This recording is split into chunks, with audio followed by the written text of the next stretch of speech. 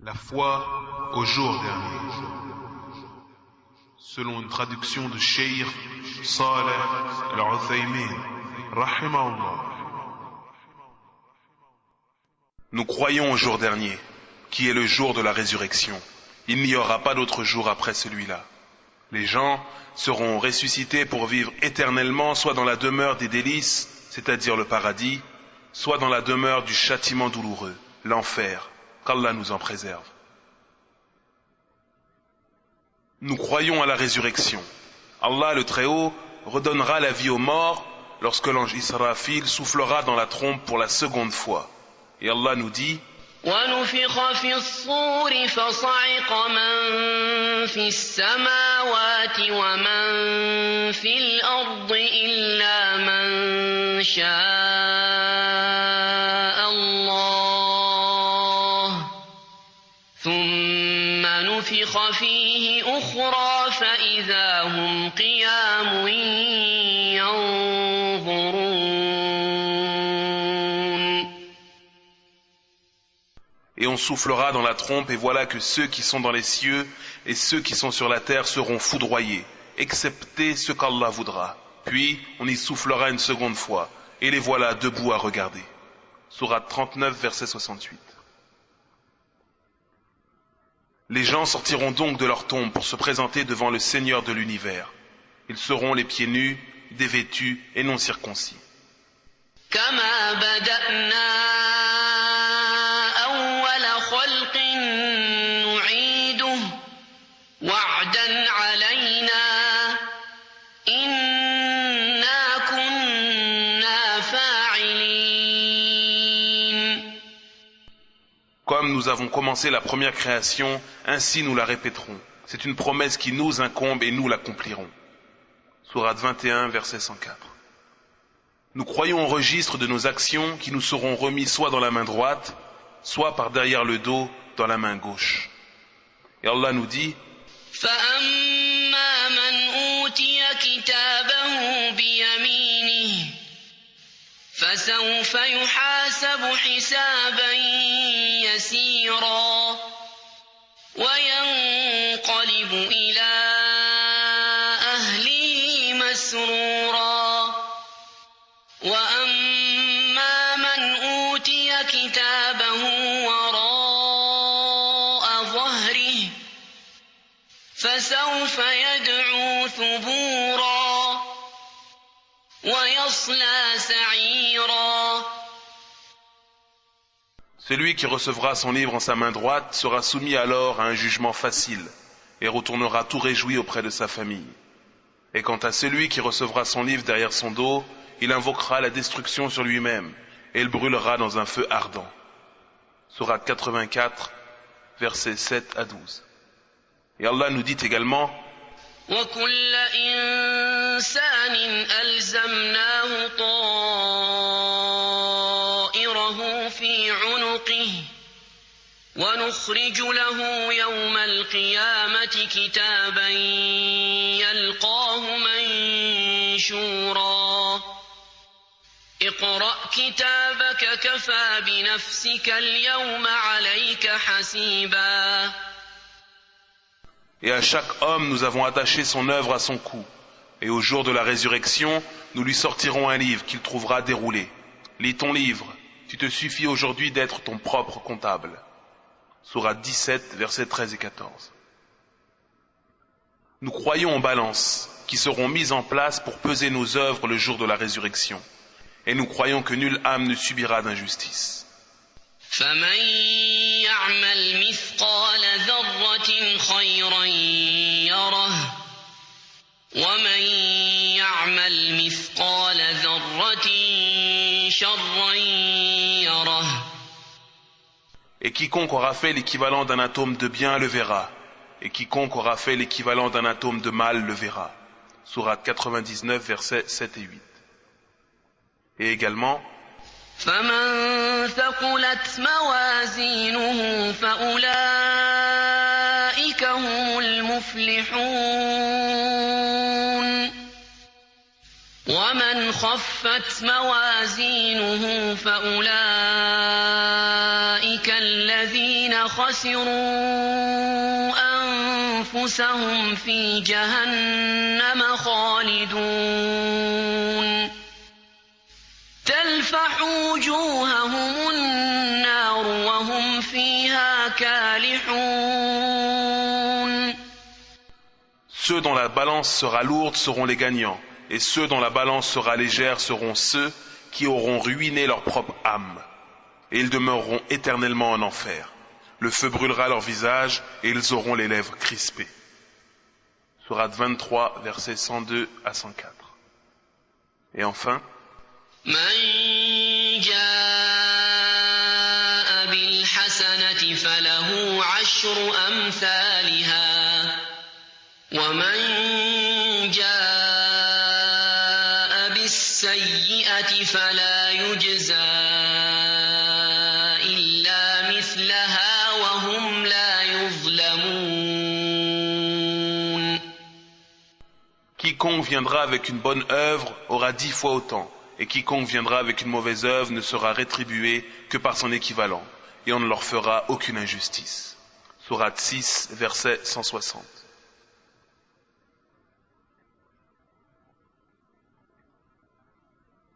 Nous croyons à l'intercession du prophète sallallahu alayhi wa sallam. Il intercédera auprès d'Allah, qu'il soit exalté, avec sa permission, pour qu'il commence le jugement entre ses serviteurs, au moment où le chagrin et les tourments les auront atteints d'une façon insupportable. Cette intercession, pour hâter le jugement, appartient au prophète seul, alayhi salatu wassalam. Les gens partiront d'abord demander l'intercession auprès d'Adam, puis auprès de Nuh, puis auprès de Ibrahim, puis auprès de Moussa, puis auprès d'Isa, qui leur dira d'aller la réclamer auprès du prophète Muhammad, sallallahu alayhi wa sallam. Et ce hadith est rapporté par Muslim. Nous croyons aussi à l'intercession en faveur de ceux qui parmi les croyants sont destinés à l'enfer, afin qu'ils en sortent. Et cette intercession appartiendra au prophète Muhammad, alayhi salatu wassalam, ainsi qu'aux autres prophètes, aux croyants et aux anges. Et nous croyons qu'Allah, le Très-Haut, fera sortir de l'enfer ceux parmi les croyants qui ne bénéficieront pas de l'intercession, et ceux par sa générosité et sa miséricorde. Nous croyons au bassin du messager d'Allah, sallallahu alayhi wa sallam. Son eau est plus blanche que le lait, plus délicieuse que le miel, et son odeur est meilleure que le musc. Sa longueur est d'une distance égale à 1 mois de marche, ainsi que sa largeur. Ses vers sont comme les étoiles dans le ciel, de par leur beauté et leur nombre. Viendront boire de son breuvage des croyants parmi la communauté de Muhammad, sallallahu alayhi wa sallam, et quiconque boira de son eau n'aura plus jamais soif. Et ce hadith est rapporté par Al-Bukhari et Muslim. Nous croyons au pont, As-Sirat, qui sera dressé au-dessus de l'enfer. Les gens le traverseront selon le degré de leurs actes. Le premier d'entre eux le traversera à la vitesse de l'éclair, puis le suivant à la vitesse du vent, le suivant à la vitesse d'un oiseau, puis le suivant à celle d'un coureur. Et le prophète sallallahu alayhi wa sallam se tiendra sur le pont et dira « Seigneur, sauve-le, sauve-le ». Et ce hadith est rapporté par Muslim. Et ceci se poursuivra jusqu'à ce que les actes des gens s'affaiblissent. Puis viendra celui qui traversera le pont en rampant. Et sur les côtés du pont, il y aura des crochets. Ils feront subir à certains des égratignures sans les faire tomber, et à d'autres, ils les feront tomber en enfer. Nous croyons à tout ce qui se trouve dans le Coran et la Sunna comme information concernant ce jour et ses horreurs, et qu'Allah nous vienne en aide. Nous croyons à l'intercession du prophète Muhammad sallallahu alayhi wa sallam pour obtenir l'entrée au paradis pour ceux qui y sont destinés. Et cette intercession appartient au prophète seul, alayhi salatu wa sallam. Nous croyons au paradis et à l'enfer, et que le paradis est la demeure des délices. Allah le Très-Haut l'a réservé aux croyants vertueux. On y trouve comme délices ce qu'aucun œil n'a vu, ce qu'aucune oreille n'a entendu, et ce qu'aucun esprit humain ne peut imaginer. Et Allah nous dit فلا تعلم نفس ما أخفي لهم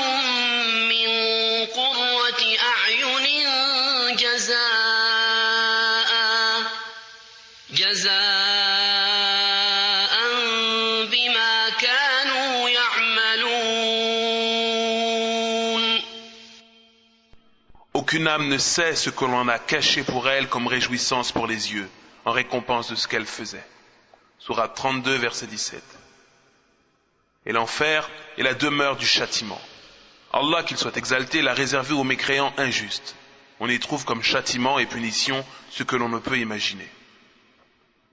Allah nous dit: إنا أعتدنا للظالمين نارا أحاط بهم سرادقها وإن يستغيثوا يغاثوا بماء كالمهل يشوي الوجوه بئس الشراب وساءت مرتفقا. Nous avons préparé pour les injustes un feu dont les flammes les cernent. Et s'ils implorent à boire, on les abreuve d'une eau comme du métal fondu, brûlant les visages. Quelle mauvaise boisson et quelle détestable demeure. Sourate 18, verset 29. Le paradis et l'enfer existent en ce moment même, pour toute l'éternité, et ils ne disparaîtront jamais. Et Allah nous dit à ce propos: ومن يؤمن بالله ويعمل صالحا يدخله جنات تجري من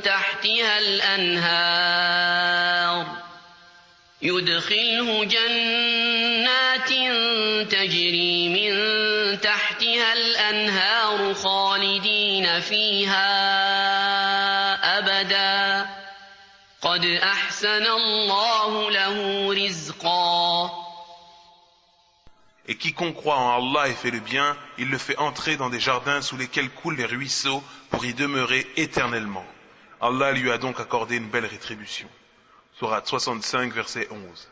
Et Allah nous dit aussi: إن الله لعن الكافرين وأعد لهم سعيرا خالدين فيها أبدا لا يجدون وليا ولا نصيرا يوم تقلب وجوههم في النار يقولون يا ليتنا أطعنا الله وأطعنا الرسولا. Allah a maudit les infidèles et leur a préparé une fournaise pour qu'ils y demeurent éternellement, sans trouver ni alliés ni secoureurs. Le jour où leur visage sera tourné et retourné dans le feu, ils diront: hélas pour nous, si seulement nous avions obéi à Allah et obéi aux messagers. Sourate 33, versets 64 à 66. Nous témoignons aussi qu'Allah accordera le paradis à tous ceux que le Coran et la Sunna ont désignés en particulier ou en général par la description. Parmi ceux qui ont été désignés en particulier, on peut nommer Abu Bakr, Omar, Uthman, Ali, et ainsi que tous ceux que le prophète sallallahu alayhi wa sallam a désignés. Et quant à la description générale, elle englobe tout croyant pieux ou vertueux selon les caractéristiques énoncées dans le Coran et le Hadith.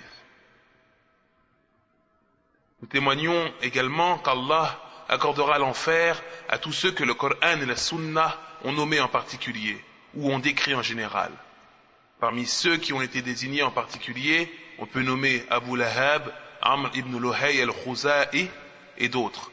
Et quant à la description générale, il faut se référer à tous les versets ou les hadiths décrivant les mécréants ou les polythéistes pratiquant l'association majeure, al-shirk, ou les hypocrites en religion, al-munafiqun. Nous croyons au tourment de la tombe, qui est l'interrogatoire que subit le mort dans sa tombe, à propos de sa divinité, de sa religion et de son prophète. Alors, يثبت الله الذين آمنوا بالقول الثابت في الحياة الدنيا وفي الآخرة ويضل الله الظالمين ويفعل الله ما يشاء. Allah a affermi ceux qui ont cru par une parole ferme dans la vie présente et dans l'au-delà. Sourate 14, verset 27. Le croyant dira, mon Seigneur est Allah, ma religion est l'islam, et mon prophète est Mohammed. Tandis que le mécréant et l'hypocrite diront, je ne sais pas, j'ai entendu les gens dire des choses et je les ai dites. Rapporté par Ahmed, et le hadith a été authentifié par Cheikh Al-Albani, rahimahullah. Nous croyons au plaisir de la tombe pour les croyants. Et Allah nous dit, الذين تتوفاهم الملائكة طيبين يقولون سلام عليكم ادخلوا الجنة بما كنتم تعملون. Ceux dont les anges prendront l'âme alors qu'ils sont bons leur diront, paix sur vous, entrez au paradis pour ce que vous faisiez. Sourate 16, verset 32. Et nous croyons au châtiment de la tombe destinée aux injustes mécréants. Et Allah nous dit, ولو ترى إذ الظالمون في غمرات الموت والملائكة باسطوا أيديهم أخرجوا أنفسكم اليوم تجزون عذاب الهون بما كنتم تقولون على الله غير الحق وكنتم عن آياته تستكبرون. Si tu voyais les injustes lorsqu'ils seront dans les affres de la mort et que les anges leur tendront les mains, laissez sortir vos âmes. Aujourd'hui, vous allez être récompensés par le châtiment de l'humiliation pour ce que vous disiez sur Allah autre que la vérité, et parce que vous vous détourniez orgueilleusement de ses enseignements. Sourate 6, verset 93. Les hadiths traitant ce sujet sont nombreux et bien connus. Il est donc du devoir du croyant de croire à tout ce que le Coran et la Sunna ont révélé à propos des choses touchant l'invisible. Il est du devoir du croyant qu'il ne s'y oppose pas en les comparant avec ce qu'il voit dans ce monde, car les choses de l'autre vie ne peuvent être comparées à celles de la vie présente, étant donné l'énorme différence qui existe entre les deux, et qu'Allah nous aide. Et en conclusion, Cheikh Al-Uthaymin, rahimahullah, dit, la foi au jour du jugement dernier procure de nombreux avantages aux croyants. Premièrement, l'envie et le désir ardent de faire de bonnes actions en espérant la récompense du jour du jugement dernier. Deuxièmement, la crainte de commettre des désobéissances et d'être satisfait de les accomplir. Tout cela par peur du châtiment inévitable de ce jour. Et troisièmement, la consolation du croyant vis-à-vis des opportunités manquées dans la vie d'ici-bas aux dépens des délices et récompenses qu'il espère dans la vie de l'au-delà.